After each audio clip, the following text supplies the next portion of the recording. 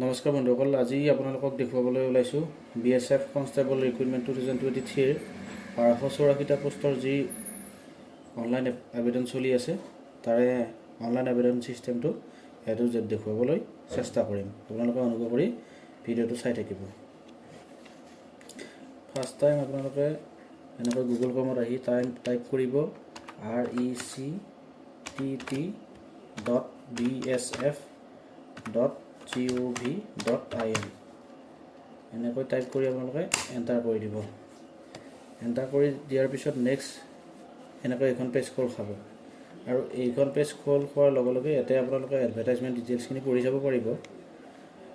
পঢ়াৰ আগতে আপোনালোকে এনেকৈ কৰিলে আপোনালোকৰ সহজ হ'ব। ফাৰ্ষ্ট টাইম আপোনালোকে ইয়াতে এইটো আছে কেণ্ডিডেট লগইন। কেণ্ডিডেট লগইনত আপোনালোকে ক্লিক কৰিব। কেণ্ডিডেট লগইনত ক্লিক কৰাৰ লগে লগে এনেকৈ এইখন পেজ খোল খাব আৰু যদি আপোনালোকে আগতে BSFৰ এপ্লাই কৰা নাই তেতিয়াহ'লে আপোনালোকে ইয়াতে নিউ কেণ্ডিডেট অপশ্যনটোত ৰেজিষ্টাৰ হিয়াৰ যিটো অপশ্যন আছে নিউ কেণ্ডিডেট ৰেজিষ্টাৰ হিয়াৰ এই অপশ্যনটোত ক্লিক কৰিব। এনেকৈ ক্লিক কৰাৰ পিছত নেক্সট এইখন পেজ খোল খাব। ইয়াত আপোনালোকৰ নাম, মোবাইল নম্বৰ আৰু ইয়াতে ইমেইল আইডি দিয়াৰ পিছত আপোনালোকে জেনেৰেট OTP কৰিব। তাৰপিছত OTPখিনি ছাবমিট কৰাৰ পিছত নেক্সট আপোনালোকৰ এনেকৈ আহিব address details, Aadhaar details, qualification details, work experience, certificate and document আৰু ক্ৰাইটেৰিয়া। এই গোটেইখিনি আপোনালোকে ফিল আপ কৰিব লাগিব। এতিয়া কথাটো হ'ল আমাৰ যিহেতু অলৰেডি ৰেজিষ্টাৰ কৰা আছে গতিকে আমি আৰু নতুনকৈ ৰেজিষ্ট্ৰেশ্যন নকৰোঁ। গতিকে আমি ফাৰ্ষ্ট টাইম ইয়াতে কেণ্ডিডেট লগইনত গুচি যাম। যাই আমি ডাইৰেক্ট ইয়াতে এনেকৈ আহি আই এম নট এ ৰবটত ক্লিক কৰি এনেকৈ যিহেতু আমাৰ এইখিনি অলৰেডি ফিল আপ হৈ আছে গতিকে আমি ইয়াতে লগইনত ক্লিক কৰিম আৰু লগইনত ক্লিক কৰাৰ লগে লগে গাইডলাইনখন আহিছে। ইয়াতে গাইডলাইনখন আপোনালোকে পঢ়ি ল'ব। ফটো চাইজ কিমান হ'ব লাগিব, ছিগনেচাৰ বা আপোনাৰ থাম্ব ইম্প্ৰেশ্যনটো কিমান হ'ব লাগিব, এইখিনি গোটেইখিনি ডকুমেণ্টৰ আপোনালোকৰ চাইজটো কিমান হ'ব লাগিব বা কেনেকৈ অনলাইনটো কৰিব লাগিব ইয়াৰ প্ৰচেছটো গোটেইখিনি ইয়াতে লিখা আছে। আমি যিহেতু চাই লৈছোঁ গতিকে আমি ইয়াতে কেনচেলত ক্লিক কৰিম আৰু কেনচেলত ক্লিক কৰাৰ লগে লগে ইয়াতে আছে প্ৰফাইল আপডেট। যদি আপোনালোকৰ কিবা আপডেট কৰিব লগা আছে তেতিয়াহ'লে আপোনালোকে ইয়াতে আপডেট কৰিব পাৰে। আমাৰ আপডেট কৰিব লগা নাই, আমি আপডেট কৰা আছে গতিকে আমি নেক্সট ইয়াতে এপ্লাই নিউ এডভাৰটাইজমেণ্ট অপশ্যনটোত ক্লিক কৰিম আৰু এপ্লাই নিউ এডভাৰটাইজমেণ্ট অপশ্যনটোত ক্লিক কৰাৰ লগে লগে সেই ফাৰ্ষ্ট টাইমত যিখন পেজ খোল খাইছিলে সেই পেজখন খোল খাব আৰু এই পেজখনত এনেকৈ গোটেই এডভাৰটাইজমেণ্ট ডিটেইলছবিলাক আছে। ভিউ ডিটেইলছত মাৰিলে আপোনালোকে এনেকৈ এপ্লিকেশ্যন চাব পাৰিব। ইয়াতে ভিউ ডিটেইলছত মাৰিলে এডভাৰটাইজমেণ্টৰ সকলো ডিটেইলছ আছে ইয়াতে। আৰু আমি যিহেতু কনষ্টেবল ট্ৰেডছমেন এক্সাম 2023 এইটোত আমি যিহেতু এপ্লাই কৰিম গতিকে আমি ইয়াতে আহি এনেকৈ এপ্লাই হিয়াৰত ক্লিক আপোনালোকৰ ফাৰ্ষ্ট টাইম আহিব আপোনালোকৰ পাৰ্চনেল ইনফৰমেশ্যনটো এনেকৈ চালোঁ এইটো আছেনে নাই। তাৰপিছত আহিলে আপোনালোকৰ আইডেণ্টিফাই ডিটেইলছত মাৰি এনেকৈ আমাৰ আধাৰ কাৰ্ডৰ এইফালে আধাৰ কাৰ্ড ছিলেক্ট কৰিলোঁ আৰু ৰাইট ছাইডত এনেকৈ আধাৰ কাৰ্ডৰ নাম্বাৰটো মাৰিলোঁ। তাৰপিছত আহিলে এডিশ্যনেল ইনফৰমেশ্যন, তাৰপিছত ইয়াতে ডেট অফ বাৰ্থটো আৰু ইয়াতে দেউতাকৰ নাম, মাকৰ নাম এনেকৈ বিচাৰিব আৰু মেৰিট নে আনমেৰিট বিচাৰিব। এইখিনি আপোনালোকৰ ৰেজিষ্ট্ৰেশ্যন প্ৰচেছটোতে বিচাৰিব গতিকে এইখিনি আমাৰ কৰা আছে যেতিয়া আমি এইটো আৰু নকৰোঁ।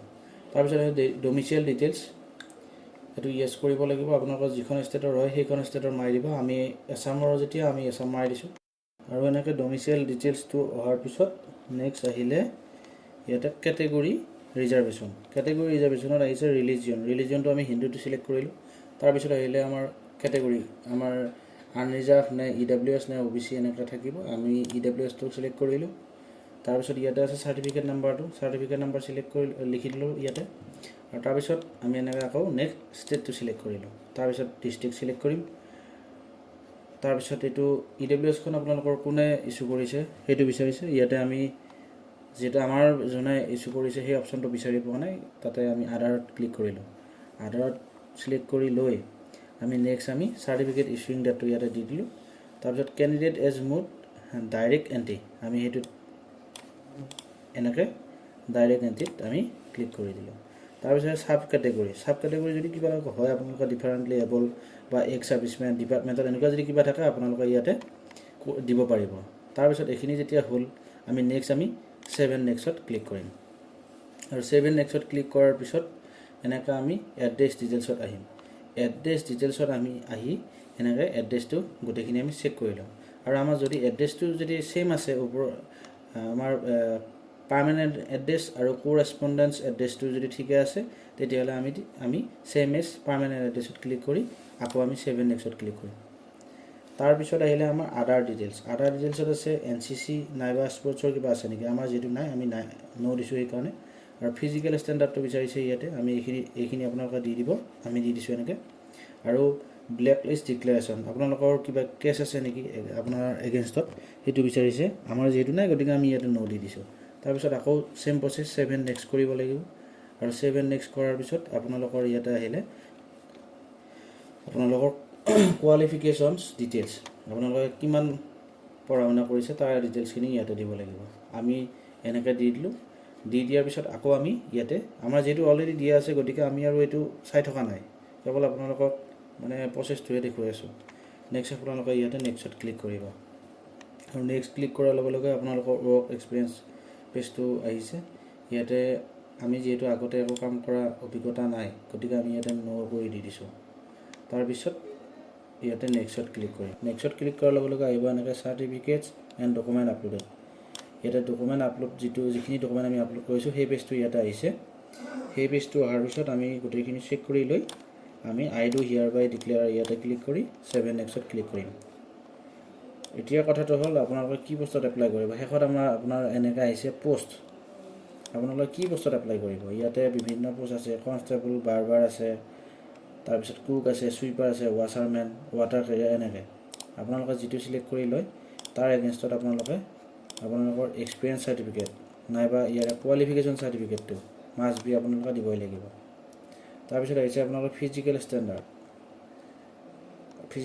আপোনালোকৰ কিমান আছে হাইট কিমান আছে ওয়েট কিমান আছে চেষ্ট কিমান আছে গোটেইখিনি দিব লাগিব মেলৰ কাৰণে তাৰপিছত আপোনালোকে আহি 7 নেক্সটত ক্লিক কৰিব লাগিব তাৰপিছত আপোনালোকে সাবমিট বুটনত গৈ ক্লিক কৰি আপোনালোকে নিজৰ যিখন এপ্লাই কৰিব এপ্লাই কৰা সেই একনলেজমেন্ট কপিটো আপোনালোকে লগত ৰাখিব পাৰিব আৰু সেই এপ্লাই কৰা কপিটো আপোনালোকে লগত ৰাখিব যেটো আপোনালোকৰ নেক্সট প্ৰসেস যেতিয়া আপোনালোকৰ এডমিট হওক বা নাইবা আপোনালোকৰ সিলেক্ট হোৱাৰ পিছত যিখিনি প্ৰসেস থাকিব সেই প্ৰসেসখিনিত আপোনালোকৰ সেই কাগজবিলাক প্ৰয়োজন হ'ব সেই গতিকে আপোনালোকে কাগজখন প্ৰিন্ট কৰি ধুনীয়াকৈ ৰাখি দিব বা PDF কৰি আপোনালোকে ধুনীয়াকৈ সেভ কৰি ৰাখিব পাৰে তো আজি ভিডিওটো ইমানেই আছিল নেক্সট ভিডিওত আপোনালোকক বেলেগ টপিক লৈ আহি আছো বেলেগ কন্টেন্টত গতিকে আজিৰ ভিডিওৰ পৰা ইমানতে বিদায় লৈছো ধন্যবাদ